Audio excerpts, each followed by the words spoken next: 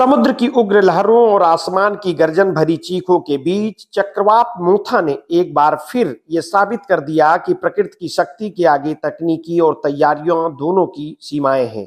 मंगलवार रात आंध्र प्रदेश के मछलीपट्टनम तट से टकराने के बाद बुधवार सुबह जब ये तूफान उड़ीसा के गोपालपुर बीच पहुंचा तो समुद्र जैसे अपने भीतर का सारा गुस्सा उगल देने पर उतर आया। हवा की रफ्तार 100 किलोमीटर प्रति घंटे तक जा पहुंची और लहरें 10 फीट तक ऊंची उठी। राज्य सरकारों ने तैयारी की थी, अलर्ट जारी था, एनडीआरएफ और ओडीआरएफ की टीमें तैनात थी, हजारों लोगों को सुरक्षित स्थानों पर पहुंचाया गया था। लेकिन सवाल यह है कि क्या हर बार तैयारी के बावजूद नुकसान टाल पाना संभव है? चक्रवात मोथा ने भले ही भारी तबाही नहीं मचाई, पर जिस तरह पेड़ गिरे, बिजली व्यवस्था ध्वस्त हुई, घरों की दीवारें ढही, वो साफ बताता है कि हमारी बुनियादी ढांचे की मजबूती अब भी सवालों के घेरे में है। मुख्यमंत्री एन चंद्रबाबू नायडू ने कहा कि राज्य में 2 लोगों की मौत हुई है।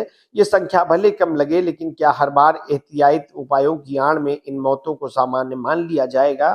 क्या प्रशासन हर बार राहत कार्य के आंकड़ों में से जो अपने काम का प्रमाण देगा, या फिर किसी दिन ये सोचा जाएगा कि तूफान के आने से पहले जन संरचना इतनी मजबूत क्यों नहीं होती कि नुकसान की गुंजाइश ही ना बचे? आंध्र प्रदेश में बिजली के खंभे गिरने, तार टूटने और मछलीपट्टनम जैसे इलाकों में जनजीवन ठप होने की तस्वीरें एक बार फिर वही पुरानी कहानी कहती हैं कि तटीय राज्यों में आपदा प्रबंधन कागज पर ज्यादा है, जमीन पर कम है। राज्य सरकारों के बीच तालमेल की कमी भी उजागर होती है। उड़ीसा सरकार ने दावा किया कि उसे कोई बड़ा नुकसान नहीं हुआ है, लेकिन क्या ये रिपोर्टिंग का फर्क है या वास्तविक स्थिति की अनदेखी है? मोथा के असर ने न सिर्फ आंध्रा और उड़ीसा को झकझोरा, बल्कि तेलंगाना तक इसका असर महसूस किया गया। हैदराबाद में अचानक मौसम बदल गया और बारिश के साथ हवाएं चली। ये बताता है कि जलवायु परिवर्तन की मार अब सिर्फ तटीय इलाकों तक सीमित नहीं रही, बल्कि अंदरूनी हिस्सों तक इसका प्रभाव देखने लगा है। सवाल यह है कि क्या देश के मौसम तंत्र और नीति निर्माता इस नई जलवायु सच्चाई के लिए तैयार हैं? हर साल एक नया नाम, एक नया तूफान, कभी फेनी, कभी यास, कभी मोथा, लेकिन कहानी वही रहती है। जनहानि, बिजली कटौती, पेड़ों का गिरना, राहत कार्यों की तस्वीरें और नेताओं के बयान।